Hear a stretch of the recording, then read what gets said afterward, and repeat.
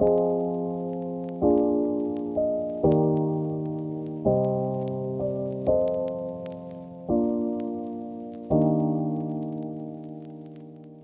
up, everybody? This is Clayton Ensley. We're so happy to have you all here today on the Chill with Clayton podcast. It's going to be a blast today because I am super excited about my guest today. I think y'all are really going to like him. He's a really great dude, fellow member of the Collide Student Ministry. So that's going to Yes. be pretty awesome. The Collide Worship Collective. So I'm excited about that. But as you all know, in every part of the shows, remember, like and subscribe to our channel here on YouTube. If you're listening on our audio platforms, follow along on Apple Podcasts and Spotify. If you want the daily Bible verses, go check out Chill with Clayton on Instagram. And then if you want to be a part of the Facebook group, I know I sound like an unk according to the young Man. kids. But we have a Facebook group. It's called Chill with Clayton Updates. Go check it out. It's a lot of fun. And then also if you want to be a part of the show, like our guest today, check out Heck yeah, chillwithclayton man. at gmail.com. You can come a part of the show, get some questions to us, get us topics. Man, oh man. But I am proud to now introduce today my good friend. I mean, crazy that it came our last appearance together now is going to be on a podcast out of all things. But For ladies and real. gentlemen, Yeah. please welcome my guest, Mr. Mavric Herrera. Hello. How's it going? Dude, man, Been a what while, man. what a what a time, man. I know. It's crazy but stuff. It's yeah, yeah. man. Yeah. So Maverick, I know it's been a while, dude. I mean, it's been a while since those Collide student ministry days, if you know what I mean. Dude, I I mean, I totally get you, dude. Those were the days. dude, they were. I mean, we're all Yeah. now, you're out working. I'm a senior now at Liberty Online. I mean, Heck golly, I yeah, mean, man. time's going by fast. Time's gone by Yeah. fast. Yeah. But right Dude. now, I mean, I'd just love for you to introduce yourself to the audience today. Yeah, sure. Yeah, what's up, everybody? My name is Maverick, like he said. I'm a good friend of Clayton's. We hung out a lot, like he's talking about in high school, and we were in the same youth ministry together. And I helped serve in the youth worship team, and he helped serve in the tech team a lot. And so we were always hanging out together at church. Um, but yeah, I'm 23 years old, serving now as the worship pastor for First Baptist Fort Smith in Fort Smith, Arkansas, as the Chaffee campus worship pastor. And so very excited to be here. Been waiting on this for a while. And so yeah. Dude, it's been a long time coming. I also gotta ask, dude, I've been seeing on your Instagram that you also do DJing on the side. Am I correct about that? Yeah, I do. Oh my gosh. Yeah. Yeah, I do like weddings and stuff like that, and some small little friend get-togethers and all that. Don't do those parties much anymore since, Yeah. picking up the worship pastor job, kind of Oh gotta yeah, yeah, yeah. live differently, Yeah, But yeah, so I still do weddings for friends and stuff like that, and I've done a few kids stuff, which is the kids stuff is really fun because they get into it a ton. So oh yeah, yeah. if you ever Your want to your book, silent discos. go for it. Yeah, yes, the silent discos, man. Those they go hard 100% of the time. Oh, most definitely. So I gotta ask, how did you get this job at out here at First Baptist Fort Smith? Yeah. Yeah, it's a really good story, honestly. It's came out of college, graduated in 2024 from Washita Baptist University. And there was a time in my life where I was really questioning what like God was doing in my life because we graduated college with a worship studies degree and then lived in Dallas for about a year until I picked up this job in April. So I'm still really new to this, but picked it up in this past April. But yeah, God had a few there were a few months where I didn't have anything set up, and I just kind of was working in Dallas at a corporate job and just kind of working to make money.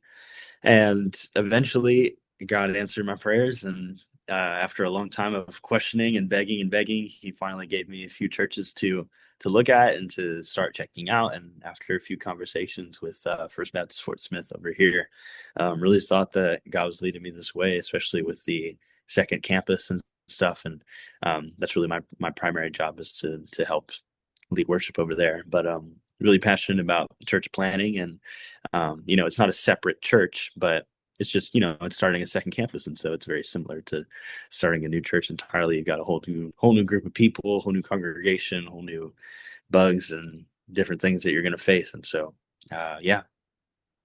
That's awesome, man. That's awesome. I mean, because it's crazy to think about this now. I mean, you were just, if I remember correctly, I think it was the drums that you played sometimes during the Yeah.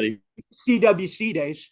By the way, Oh yeah. CWC means Collide Worship Collective for anybody who was Yeah. wondering. I So, I forgot their name for a little bit, not gonna lie. Like I was, yeah, but yeah, yeah, it was a yeah, good man. time. But I gotta ask, like, how in the world did we first time meet? I know you kind of went into it a little Mhm. earlier, a little bit. Yeah.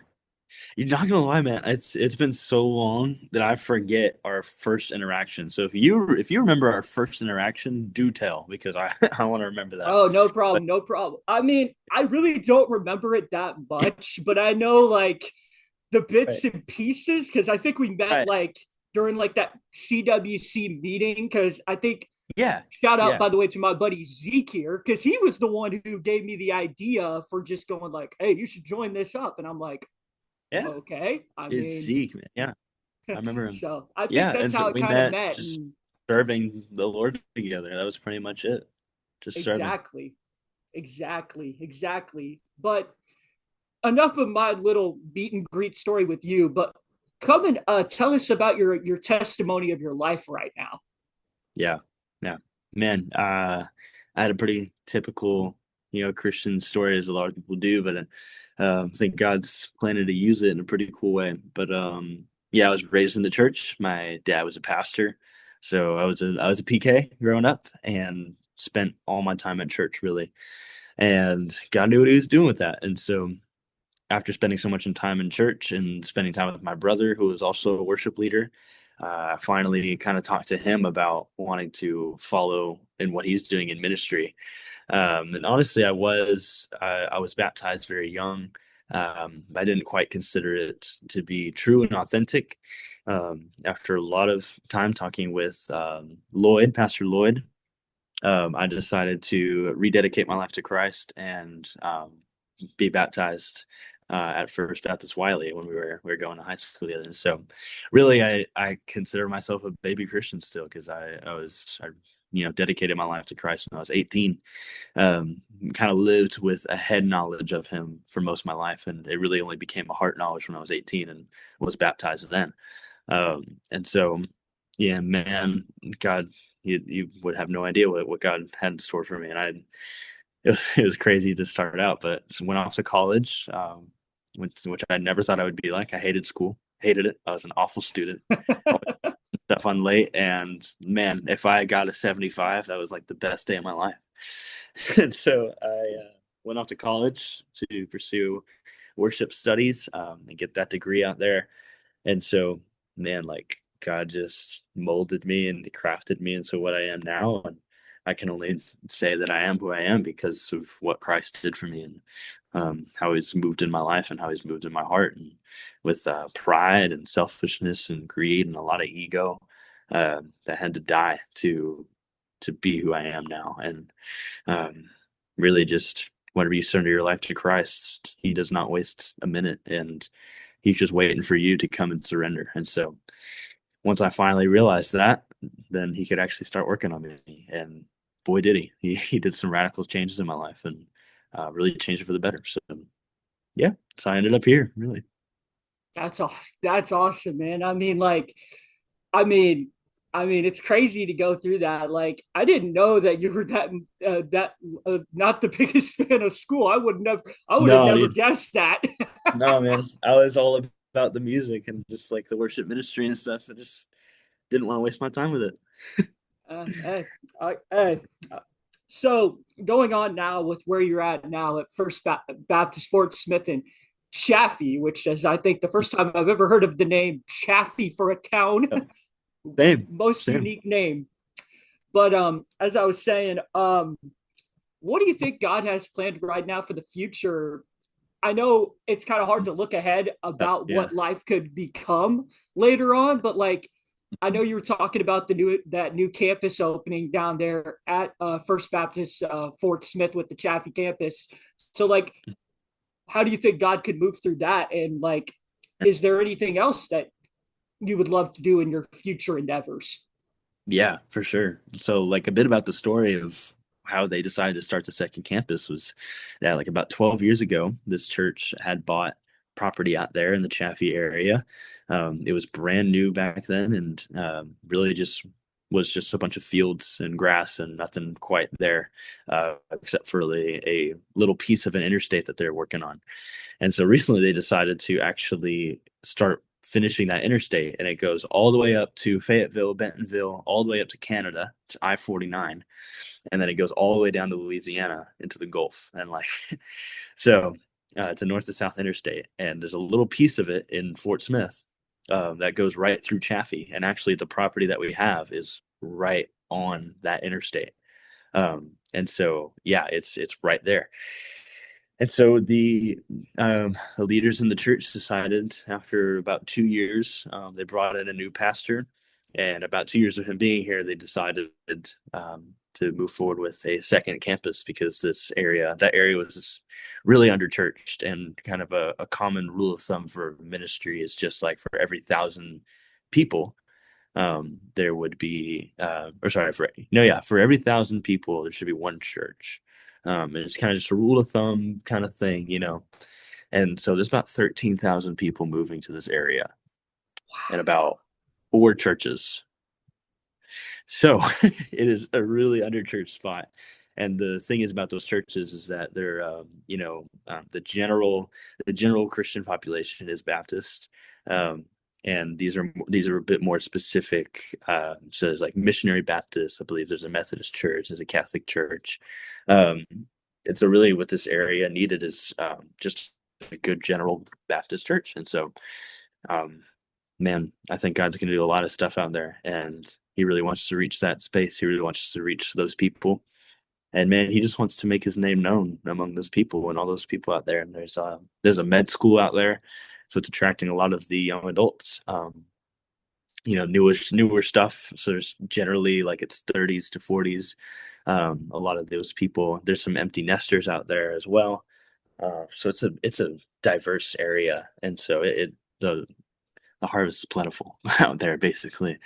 But there's a lot of ways that God wants to move there. But one of the biggest ways that I'm seeing right now is just creating a dwelling place for His presence, and wanting to be amongst His people, and wanting them to worship Him, and wanting them to restore the relationship with Him again. And I think I'm going to see a lot of redevotion to Christ, because this is kind of the edge. It's not quite the Bible Belt. Like only about 84% of the people out here attend church regularly, which is every Sunday. Um, or sorry, like 84% don't attend church regularly. So Mm. uh, it's definitely not the Bible belt as people sometimes think it is. But so man, it's the perfect place. So we're ready to go.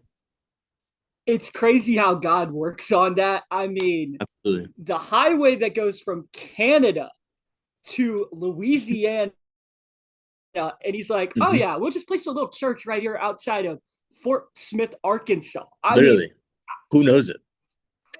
that dude. I always get astounded by like what God is doing right now, but like the longest highway probably in North America, honestly. Right. And yeah, we're just gonna place a little church like right there where they need it the most, and it Yeah, just dude. right on that highway. So like It's my nuts. family is a big fan of like the RVs and all those camper shows. Like man, so like Yeah, dude. if they go down that big highway, they'll see for, They'll hit it. they'll They'll see hit the it, man. church. I mean Absolutely. that is cool. That is cool. Yeah. So right now we're in a temporary space working on actually building it. We just got started working on the utilities. So it may be a few years before we actually move into that building, but we're in a temporary space right now. We're meeting there. We're on our this weekend's our fourth meeting. So it'll Dang. be just about a month in. It's crazy. Wow, wow. Yeah. I would love to see. Maybe we'll have to get like an Yeah. interview next few years, getting like Yeah. Heck the yeah. results of what happened down there. I mean, my Yeah, man. goodness. It's As long amazing. as It's I'm amazing stuff. as long as I'm lucky enough to be still doing the pod. Right. You keep it going, man. You make it happen. You got it. You Yeah, got it. thank you, thank you. So, I gotta ask final question before we get to the Bible verse, your favorite Bible verse. But what's your advice for somebody right now who's going through some like trials and tribulations? Like right now, I know like in America right now, it is a crazy time we're living in, like right now. So could you just Absolutely. encourage our folks right going through struggles at this time? Yeah. Man, one of the coolest quotes I've gotten to hear in my past 4 years in college and stuff was, pushing on prayer. Especially prayer is just something that we just don't spend enough time doing. You can't pray enough, and it just and so any way that you can be moving yourself towards prayer is going to be a step in the right direction. But something that happens whenever you pray is you're entrusting your life to someone, and this is the quote: "It was like you're entrusting your will, your preferences, your life to a being whose wisdom spans from before origin and beyond destiny." And which is just a great way to say he knows everything and you're trusting him with that. And so, man, I've been through some things in my life and a lot of changes and a lot of movement and a lot of uncomfortability, and God has just kind of crafted me to be uncomfortable all the time, which is great. But you know, if this is what you're facing right now, you're facing change, you're facing whatever it may be. Just there's an element of faith in our belief that God does love me. God does see me. He sees what I'm going through. This was not his original intent, and he's got something for me at the other side of this. And man, I could testify. And it's incredible the things that God has taken in my life and shaped and molded me with. And it's made me a better person. But like because I'm a better person now, but more so that I'm just a better image bearer of Christ. Like just because I'm more like him, that now he has influence and now he can move around the people in my life through me. Like that's insane to think of where I've been, what I've come out of. And it's all just been because of him. It's just been because I don't know what I'm doing. And it's just been out of my own desperation that he's decided to move through me. And so, man, turning to prayer is one of the biggest things. It's like, how often are you finding yourself on your knees begging for the Lord to move and to see you and to shape you? Um, but not just asking, that I want things this way, I want things this way, but asking the Lord to have his way in your life, to have his way, that his will be done. I think is the biggest thing, especially if you're gonna make those choices and make those steps in prayer.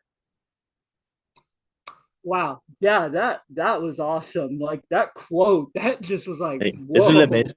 Yeah, Dude, was it like a professor or giving somebody in C.S. Lewis. Ouachita, I guess? It Or was Paul David Tripp. He okay. wrote a book or a devotional called New Morning Mercies. Highly recommended it. Hmm. New Morning Mercies, and he just kind of gives you there's a devotion for every day, and that day was about prayer, and it just transformed the way I look at prayer. Just one day, one little devotional. Yeah, Man, I'm gonna have to go get me. I'm gonna have to get me that devotional, man. That get that in there, man. that is so cool. That is so It's cool. really cool. So gonna wrap this up right now. But Mavric, it's been a pleasure talking to you, man. I mean, Damn. dude, I just Likewise. didn't know how God was gonna work this out. I mean, I had a Right? feeling maybe we'd meet up like at a Chick-fil-A or a Whataburger again, like Right? back at home or something. But Yeah, like, dude. who would have thunk like we'd be here now? I'm at my home on my computer. You're in your church office, and we're just doing a Zoom meeting on a Yeah. podcast. I Man, mean, he's working, wild man. what God does. Praise God, man. That's so cool. And so, wrapping this thing up, Maverick, what is your favorite Bible verse and why is that? My favorite verse is it's the definition for worship. And so it's Romans 12:1. And Paul is talking about your salvation and what you should do about it. And he says, my brothers and sisters, I urge you, in view of God's mercy, to present your bodies as living sacrifices, holy and pleasing to God, for this is your true and proper worship. And I really just like that verse, but there also goes on in the verse too about not conforming to this world and being transformed by the renewal of your mind, so you could attest God's will. And so, but really, that first part of it, I really hold fast to because of the implications in worship, and how my life is worship, not just the song portion in church. It's not just the music. It's every waking moment. We are creatures built for worship. We are always worshiping something, and it always just depends on what we're worshiping. And so, we are either worshiping the world or worshiping God, and there's no middle ground with God, as I'm sure you know. But he Oh doesn't yeah. no lukewarmness. I'm gonna spit you out of my mouth, he says. And so, rather be hot or cold, either hot on fire for me or be cold and refreshing to people. Um, and so, yeah, that's really the one I hold fast to a lot of the times, because I just need to remember that even though in my planning for worship and I'm leading people in worship, man, worship goes so far beyond that, and it's got to show up in everything I do. And so, in everything I do, how am I worshiping the Lord? How am I laying my life down? How am I being a living sacrifice for Christ? Mm. Yeah. Yeah, man, that is such an awesome verse. I mean, we even talked about it this week Oh, at our really? young adults group here at church. So yeah, we got to talk about it. But like, as you know, like with what's going on in the world right now, I mean, there's so much different stuff. I mean, there's like the music that's out there, the movies that are out there, the TV shows that are out there, and Yep. that Yep. verse, do not conform to the patterns of this world, but be transformed by the renewal of your mind, Mm. is such a key verse right now. And then when you said about being a lukewarm Christian, that thing just gives me goosebumps, man, knowing that God would just look at you and go, okay, you're lukewarm. I'm just going to spit Yeah, you dude. right out. You're Like done. You get out of here. I don't want you. Yeah. And I think a that. lot of times, like, people get set on the being on fire for the Lord, but if you look Mm-hmm. at like what that verse is talking about, he's talking about these two cities, in which, like, in the cold, when he's talking about the cold, he's talking about the refreshing people. Like, this was this city, I can't remember exactly, but this city basically produced cold water. They just had that. I think it was something like that. And then the hot one was ones that like had, like, hot springs and stuff. So people would go there and they would be like purified and like bathe in it. And then down south was the colder. And so it was more refreshing to drink and to be nourished by.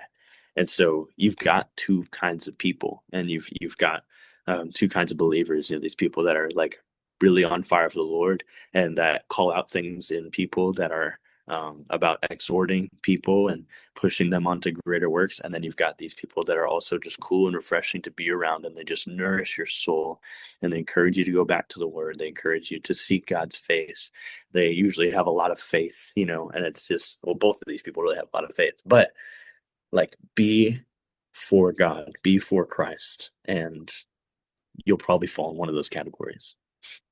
Yeah. It's Yeah. like I saw this picture on Instagram. It's like there's like who believe in God, but there's who follow God. And it's like Hmm. multiple people are on that lane. And then you got the Yep. other people that are on the right lane. And it's like there might be just maybe 5 to 6 people. It's like, Yeah, dude. whoa, like Yeah, man. it's crazy. It's crazy. It's But amazing. I mean, I gotta ask this one last question. Being Sure. that you're a worship pastor, when was like your memory like of like when you think you saw like one of the most like best moments of like worship? Like y'all have, I'm pretty sure y'all could have like a worship night, but like have y'all Sure. seen like, have you had that moment through the Holy Spirit where they're like, whoa, like this is where you wanted me to be at? Mm. Yeah, I've really seen it in.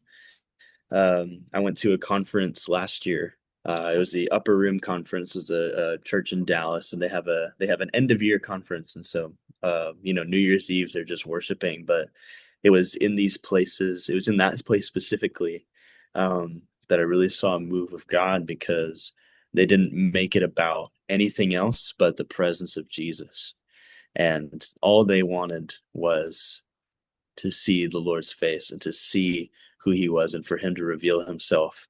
Um, and people can get caught in the emotionalism and the emotional highs and stuff, but man, I believe God, is a purifying God, and nothing else becomes.